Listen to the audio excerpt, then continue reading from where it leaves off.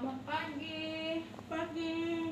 Ibu, perkenalkan saya Miftahul Jana, mahasiswa Stikes Muhammadiyah Profesioners yang lagi dinas pada pagi hari ini. Ibu, di sini saya akan menjelaskan bagaimana cara menghitung tingkat kesadaran ibu. Yang pertama kita masuk fase prainteraksi, mencocokkan antara dokumen, antara status, kemudian kita melakukan kebersihan tangan,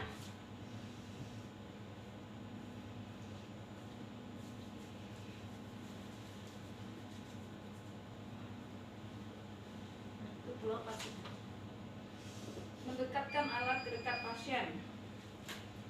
Kemudian kita masuk ke fase interaksi, mengucapkan salam kepada pasien, ngecek identitas pasien.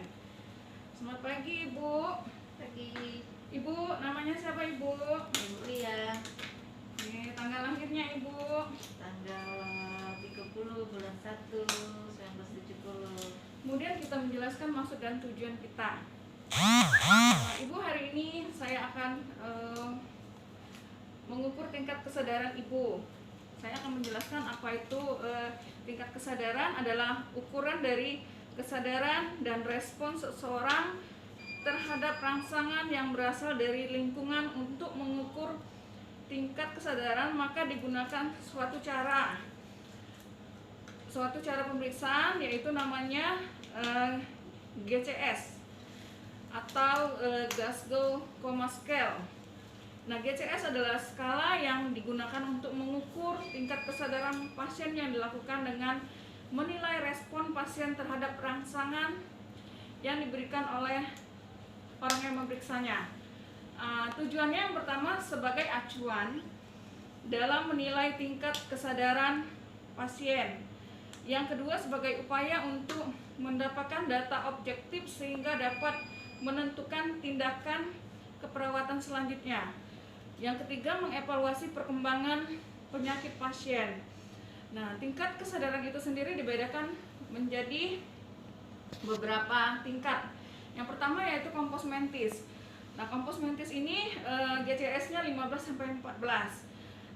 Kompos mentis yaitu kondisi seseorang yang sadar sepenuhnya baik terhadap dirinya maupun terhadap lingkungannya dan dapat menjawab pertanyaan yang dinyatakan oleh orang yang memeriksa dengan baik.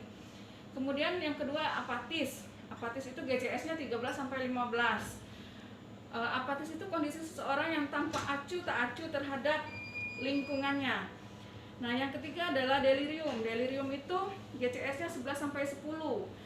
Nah, delirium adalah kondisi seseorang yang mengalami kekacauan gerakan, siklus tidur, bangun yang terganggu dan tampak gaduh gelisah. Pasien yang kacau, disorientasi, serta meronta-ronta. Kemudian ada lagi yang namanya somnolen. Somnolen itu GCS-nya 9-7. Yang dikatakan somnolen adalah kondisi seseorang yang mengantuk namun masih dapat sadar bila dirangsang, tetapi bila rangsang berhenti akan tertidur kembali. Yang selanjutnya adalah sopor, GCS-nya 6-4. Sopor adalah kondisi seseorang yang mengantuk yang dalam, namun masih dapat dibangunkan dengan rangsang yang kuat. Misalnya rangsang nyeri, tetapi tidak terbangun sempurna dan tidak dapat menjawab pertanyaan dengan baik. Yang terakhir adalah koma. Nah, koma itu GCS-nya 3. Nah, koma itu penurunan kesadaran yang sangat dalam, memberikan respon terhadap pertanyaan, tidak ada gerakan, tidak memberikan respon terhadap pertanyaan, tidak ada gerakan, dan tidak ada respon terhadap rangsangan nyeri. Nah, di sini saya akan mempraktekkan cara menghitung GCS. Yang pertama, kita masuk ke fase prosedur. Yang pertama, kita tetap memasang privasi pasien, lakukan kebersihan tangan, memakai sarung tangan. Kemudian kita menghitung. Cara menghitung yang pertama itu adalah respon membuka mata atau E, I. Nah, itu dikatakan responnya itu 4 apabila spontan membuka mata dengan sendirinya tanpa dirangsang. Misalnya kita panggil Bu, Bu, Ya. dia langsung membuka matanya. Kemudian nilainya 3 apabila dengan rangsangan suara. Rangsangan suara itu dilakukan dengan menyuruh pasien untuk membuka matanya. Bu, Bu, Bu, Ya. buka matanya, Bu. Nah, setelah kita perintahkan seperti itu, dia baru membuka mata. Nilai 2 apabila dengan rangsangan nyeri. Misalnya kita memberikan rangsangan nyeri mencubitnya, atau kita tekan ujung jarinya. Seperti ini, kita tekan ujung jarinya, kita tekan, ibunya baru membuka mata. Yang terakhir itu nilainya 1 apabila tidak ada respon meskipun sudah dirangsang dengan tekanan. Nah, selanjutnya verbal atau respon verbal atau ucapan. Dikatakan nilai 5 apabila pasiennya spontan atau membuka mata dengan dikatakan nilai verbalnya 5 apabila orientasinya baik, bicaranya jelas. Misalnya kita tanya, Ibu siapa namanya? Julia. Nah, pasiennya langsung menjawab secara spontan. Nah, dikatakan nilainya 4 apabila dia bingung pada saat kita tanya, berbicara ngacau atau berulang-ulang, atau disorientasi tempat dan waktu. Ibu tahu namanya siapa? Dia tidak berespon ya, dia tidak masih bingung ya apa yang ditanyakan sama susternya. Terus kita tanya lagi, Ibu tahu tidak Ibu berada di mana? Pasiennya tidak juga pada saat ditanya tidak disorientasi tempat, dia tidak tahu dia berada di mana dan tidak tahu waktunya kapan. Kemudian dikatakan nilainya 3 apabila mengucapkan kata-kata yang tidak jelas. Pada saat kita tanya, pasiennya seperti meracau. Ibu siapa namanya, Bu? Tidak tahu. Nah, ya, oke.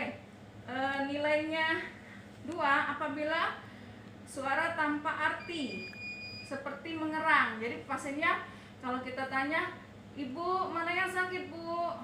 Pasiennya hanya mengerang. Nilainya 1 tidak ada respon sama sekali. Bu, dia tidak ada respon sama sekali. Kemudian kita mengecek motorik. Dikatakan nilai motoriknya itu 6 apabila mengikuti perintah pemeriksa. Ibu angkat tangannya, Bu. Dia langsung bisa mengangkat tangan dengan sendirinya. Dikatakan nilainya 5 apabila melokalisir nyeri, menjangkau dan menjauhkan stimulus saat diberi rangsangan nyeri. Misalnya kita tekan arah bahunya,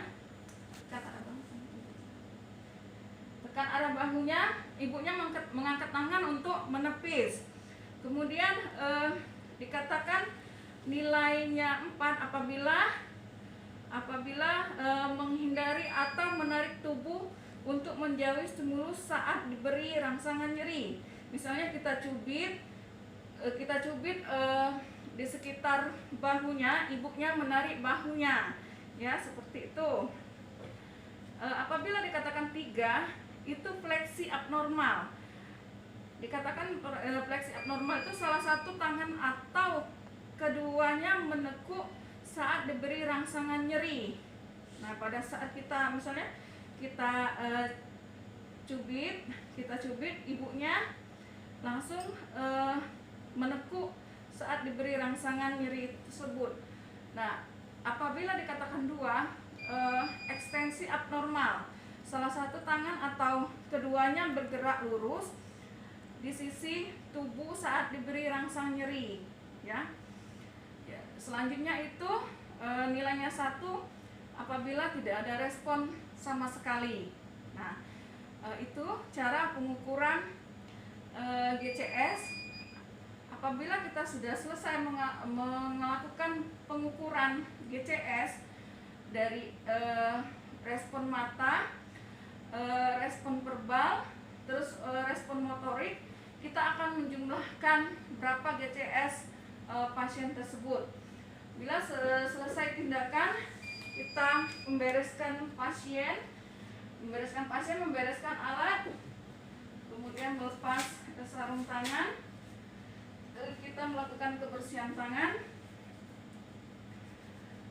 kemudian kita kembalikan alat ke tempatnya, evaluasi tindakan. Bagaimana tadi Ibu? Tadi susternya sudah melakukan pemeriksaan GCS-nya, kesadaran Ibu baik. Apakah masih ada yang perlu ditanyakan Ibu? Tidak ada.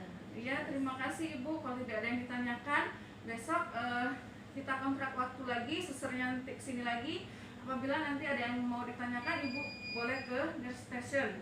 Terima kasih Ibu. Wassalamualaikum. Waalaikumsalam. Kemudian kita dokumentasikan tindakan yang sudah kita lakukan.